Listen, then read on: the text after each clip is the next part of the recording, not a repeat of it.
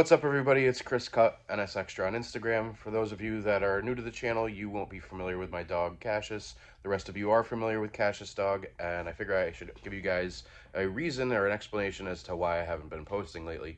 Usually I try to post every week. Sometimes it's not possible. The last few weeks have been one of those times, and the reason is Cassius is a vestibular disease, which he had earlier in the year. Vestibular disease is essentially vertigo for dogs, and apparently his is reoccurring because it came back. But don't be upset about it. He is recovering, and he's doing a great job recovering. Earlier in the month, he could hardly walk. He was very unstable and dizzy, but now he's standing up, and here he is, and he's doing great. He's not chasing around tennis balls yet, but I think he will get back to that point, and we will start traveling again. So his eyes were going crazy in the beginning. That's calmed down. He's standing up, and he's being pretty healthy, and he's pretty responsive. And earlier today, he picked up a tennis ball, and he was playing with another dog today, my friend's dog, Kiba. A 12-year-old. Kiba is a Shepherd Husky Rock. He's actually here right now. Hey, Kiba. So Kiba and Cassius are homies.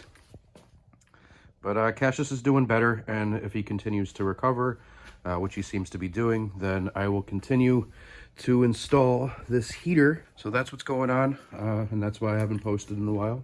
But I wanted to give you guys an update on Cassius, and he seems to be doing well. He just turned 15. I'll play a clip right here of just a few weeks ago how he was running around.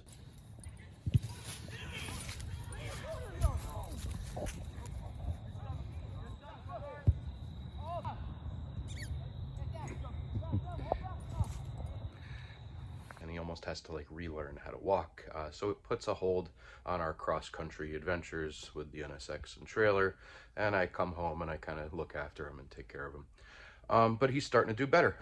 When it first happens, it's really scary. His eyes are twitching, he can't move, he can't get up, he doesn't have the strength to even lift up his head. That usually lasts about a day. The next day he'll start to get up and stand, but he can only do it for a couple seconds. He's pretty off balance, so he will fall over. But right now, Cassius, he's quick and responsive, and he's not quite like running and chasing tennis balls again like he was a month ago, but I do believe he will make a full recovery again, and we'll be there eventually. So this did happen once before, and I was hoping it wouldn't be recurring, but apparently it is. And I just wanted to give you guys kind of a Cassius update video. But now that he's starting to do good again, we are out here in the garage, and I'm going to install this heater pipe right here, shaped like a heart because I love heat. And that's going to go in the car. So anyway, I can't wait to get this heater installed so that me and Cassius can go do some adventures in snowy mountains. I might order some tire chains to see how well this thing handles. But I know it's going to be miserable being cold, but the heater will make it so that I could do this and be comfortable. So that's the plan. All right, stay tuned, guys.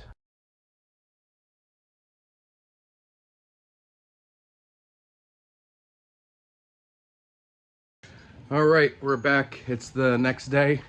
Cassius is doing better again, day by day. I'm so grateful for that. Today he was doing stairs by himself. I still keep that backpack on him with the handle so I can give him a hand if he needs it, but today he didn't need it. So maybe we could take that off soon. Although it is kind of convenient because I keep tools in it and whatever else I need, and I usually just call him over when I need something. But he's doing great, so I'm thankful for that. So where we just left off was this. I was installing this heater pipe, and it's in there, and it's secured down with strapping and L brackets, and it's pretty secure. It doesn't move much at all. There's not a lot of play. Very solid. We are running into an issue though. I just turned on the heater. It's starting to kick on now. This pipe gets so hot that whatever Lexan I put here is gonna melt. Now, I'm not concerned about the Lexan melting around this, but what I am concerned about is melting the canvas on this tent. So I'm experimenting with different materials like this instead of that stuff, because this you can't even touch. It will definitely melt canvas, and it's probably going to melt the Lexan. This may be a better heat sink. Maybe it won't get as hot. So what I'm doing is I'm just experimenting with it and seeing what I could do. I may put maybe a 4-inch flex thing over this to have some air as an insulator. That may help. But I'll be checking it by feel, by touching it, and also with this. So this is just turning on the heat right now. It'll start getting hotter and hotter, and the longer it goes, the hotter that gets, to the point where you can't touch it. But hopefully this will change it, but I'll figure it out. So this will remain off at all times, and then when I'm actually camping, I'll just install this and I'll bend it up to the tent. If it remains cool enough not to melt the tent. And just to give you guys an idea of how much I procrastinate and an explanation of why I procrastinate, I tend to overthink things. Try not to ramble on too much and share my thought process with you guys, just enough for you guys to understand. But I bought this a year ago probably, and I still haven't installed it, and I'll explain why. So I always wanted it to be an enclosed waterproof trailer, so I got this Lexan, this piece right here, to make windows out of. And I came up with a way to do it. I'm gonna bend some aluminum here and make some L brackets, and some here and up there and around here, and weld it on and do rivets and maybe tint that and glue it in, seal it with some 3M window weld. But here's the problem, and I've noticed this as I'm using it.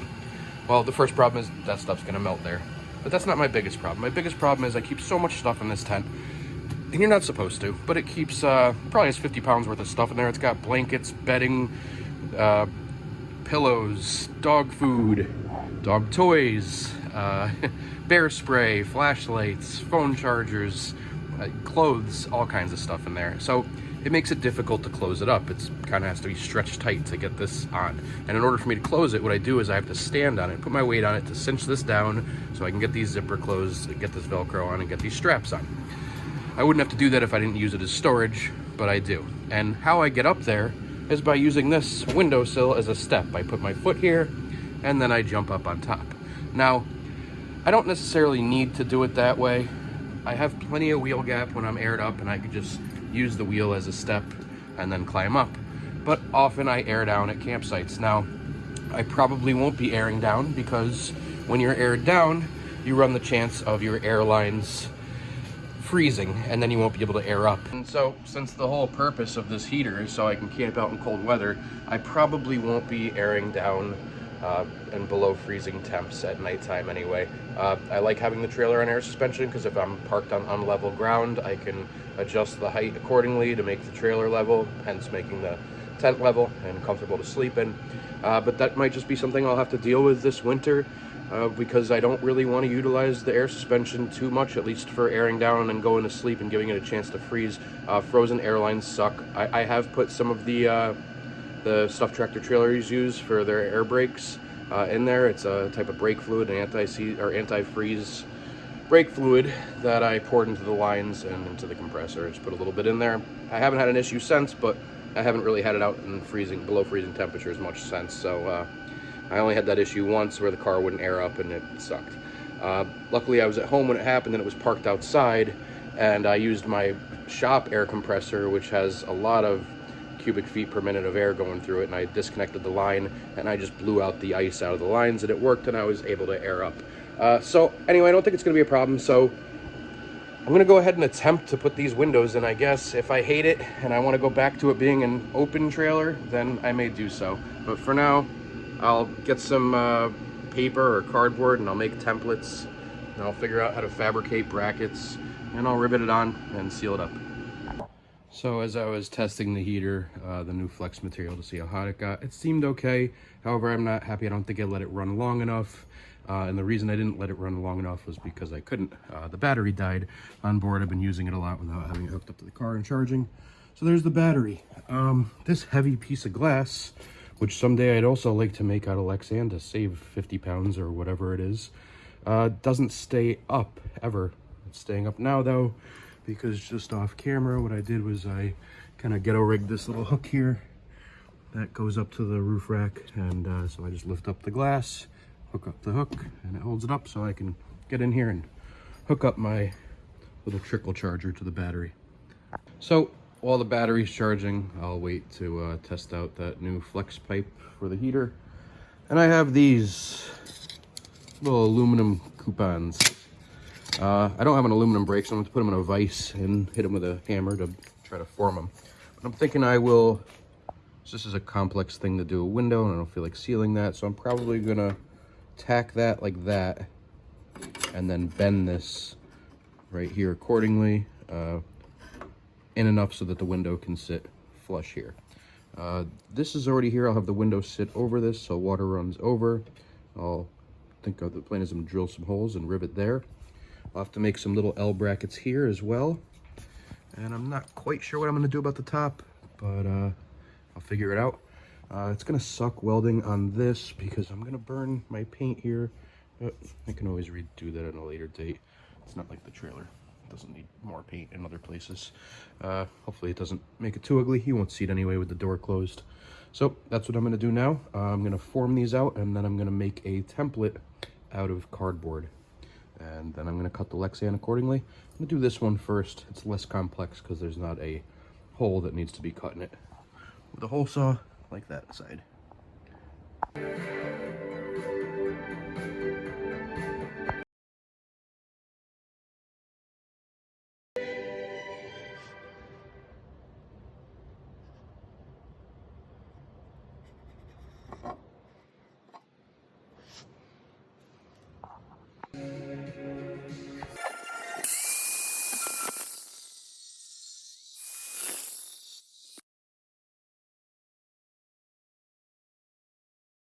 Another thing I liked about having the front end be an open trailer is I could just reach in, go into my cooler, grab drinks, food, snacks, whatever, or if I had to reach in here for any reason. The other thing I'm gonna have to think about is relocating the fire extinguisher, because that was there for a reason. I could just reach in and grab it, so I may have to mount it outside to the roof rack somehow, or make some kind of custom bracket. So I had thought about engineering a way to have the windows roll up and down, but it's just gonna take too much time and too complex. Maybe someday, but for now, I'm just gonna get them in.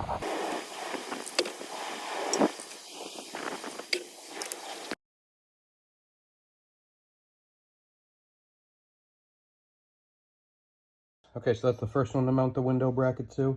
Just have to make some more. And do another one here, maybe two. Something up top, along this bottom, and this existing sill will already work to rivet on. So, stay tuned, here we go.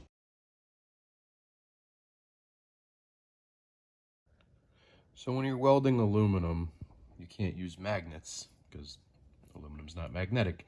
So getting that to tack on there was a pain in the ass. I was using tape in my hands, and with TIG welding, you have to use your feet in both hands, so it was just kind of difficult.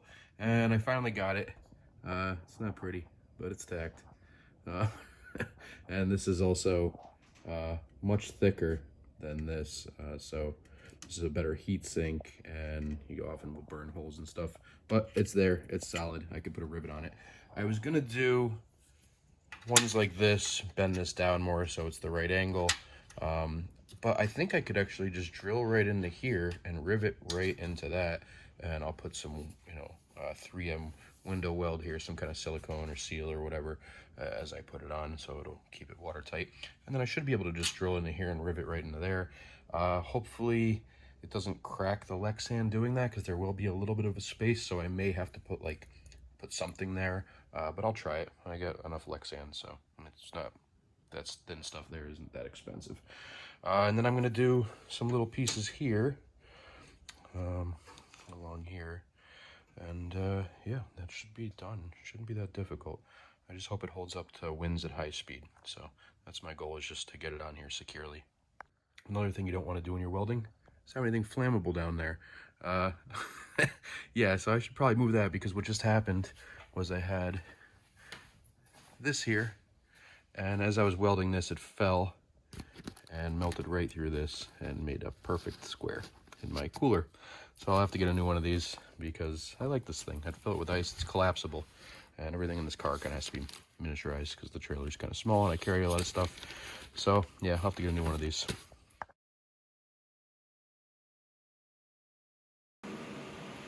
And yeah, what I thought was gonna happen happened. So the paint is lifting here. So I'll have to redo this, sand it, paint it again, just this black spot. I'll do the tape on the same line and go up. I have to replace these self-tappers too with actual finishing bolts that I have. Need to seal around this. So there's still a lot of work to waterproof this whole thing. In the beginning when I cut this trailer, I really wish I'd cut this at an angle.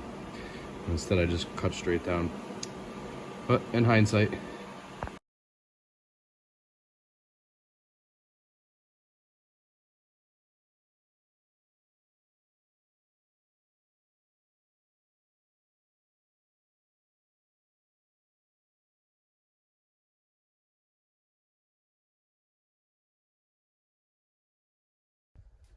that's it. This window is done with the exception of I have to put some tape along the inside here, and then I'm going to take some RTV or window weld and just make it a nice seal. Same on the top here. I'll put 2 pieces of tape, put down some kind of silicone, some kind of waterproofing, smooth it out, probably with a wet sponge or my fingertip with some gloves on, and then you peel off the tape, leaves nice lines, should be waterproof. And I'll do the same thing all the way around with the exception of the bottom. So they don't roll up and down like I originally wanted to, but no big deal. I need to get in there. I could just stop being lazy by reaching my hand in here, and I'll just open up the front with whatever I gotta grab. I have to wait to do the other side because I'm waiting on some parts from Amazon because that one's gonna have a hole which will allow the exhaust to go through. I did this black border just to kind of hide my little brackets. Came out pretty good. This is the first time I've ever worked with Lexan to make a window anyway.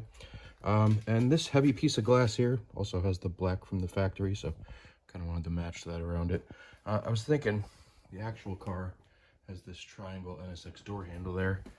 I may paint a little thing there and, I don't know, make it look more similar to the original.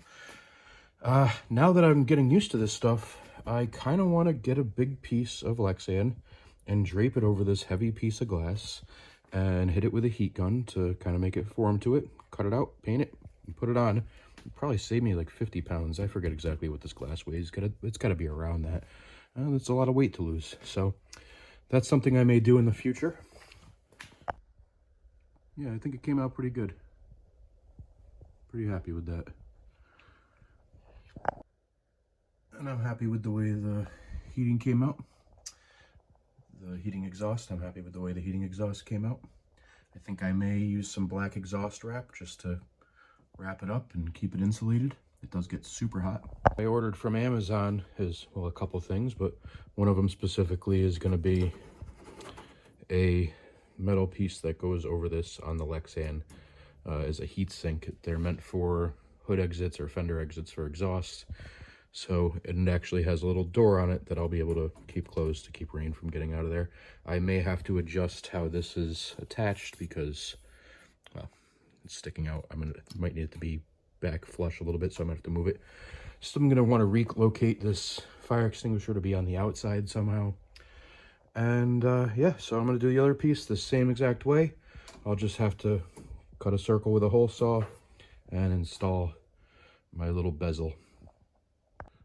But I'll have to wait for Amazon to deliver what I ordered. I also ordered thumb screw hose clamps for this so that I can put it on and just tighten it by hand. No tools required. And then figure out how hot this is getting, if I need to insulate it more, because I do not want to melt the tent. So I haven't had a chance to really test it fully yet because the battery died on board. It's charged now, and I'm going to test it, see how it comes out. Regardless of how hot it gets, I'll figure it out if I have to put a piece of 4-inch flex over this to kind of insulate it or whatever. I'm also considering getting a Y pipe here where I can switch heat to either the tent or if I have a separate tent set up for cooking or whatever. So I'm going to have to look into that too. I'm going to go and look at Amazon right now for something like that. It'll probably just be something that I can put on whenever I want to use it. Or, yeah. I mean, the other option is I can just take longer flex hose and run it to a tent, but if I ever have a friend staying with a tent, they might want heat too, and that way we could both get heat because this thing is plenty powerful enough to heat up 2 tents. At least that's my theory. It sure seems like it is, but I won't know until I'm actually camping in negative temperatures. Speaking of negative temperatures, we just had that storm that came through here, and the other night the wind chill made it feel like -7 in my state. So I did the windows there, got that one, and I'm still waiting for that part from Amazon. and these guys stopped by. Here's a 91 supercharged. That's the Science of Speed supercharger. Before, your alternator was sitting here. Really? And The alternators have to be reversed. I thought it was because you need more amperage out of it. It's just a question of the way it runs.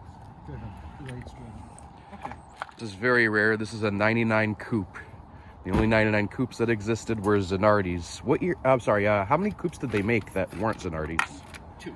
Two. Two and only one with red, right? Only one red one. So this is a one of one car, and it has a supercharger as well, which was dealer installed. It's an old Comtech. Okay, same thing, huh? Yeah. So the alternators have to run reversed on the superchargers. Normally they would sit in this location. I never. Like hours. He had this new piece down, like on my doorstep. Hey Cassius, you like the new windows? So I got the Lexan in. This is all set up, ready to go. But right now, if I turn it on, it'll just melt a hole in this Lexan, which that might actually, now that I think about it, that might not be such a bad idea to melt it and then just stick this through. But no, I'm going to take a hole saw and I'm going to cut a hole there. And then this little guy right here with this nice door that'll keep out rain when it's not in use. Hard to do with one hand. There you go. That's going to go right there. I'll probably paint it black. And then I'll have to figure out what I have to do to get ductwork to connect to that and come out. So, yeah, that's the next step.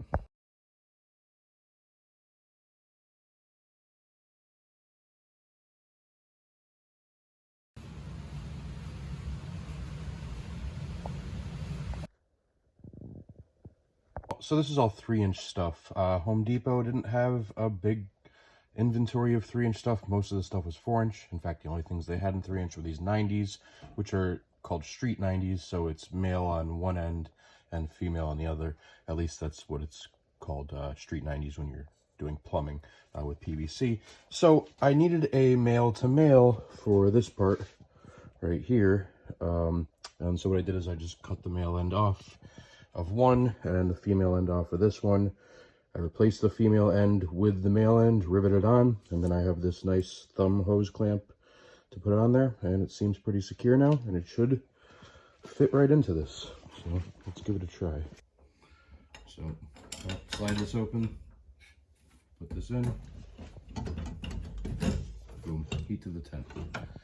It's funny looking, but that's what you get for doing ghetto stuff. But now I'll have heat, so I can go camping in the mountains, in the snow. Of course, it is January right now, and it was like 65 degrees out today, so all this may have been pointless. It's like tropical weather out. Feels like it's April or May in January. All right, everybody, thanks for watching. I appreciate you tuning in. I appreciate the support. Don't forget to like, comment, and subscribe below, and stay tuned for more videos coming shortly. I try to release one every week. Thanks.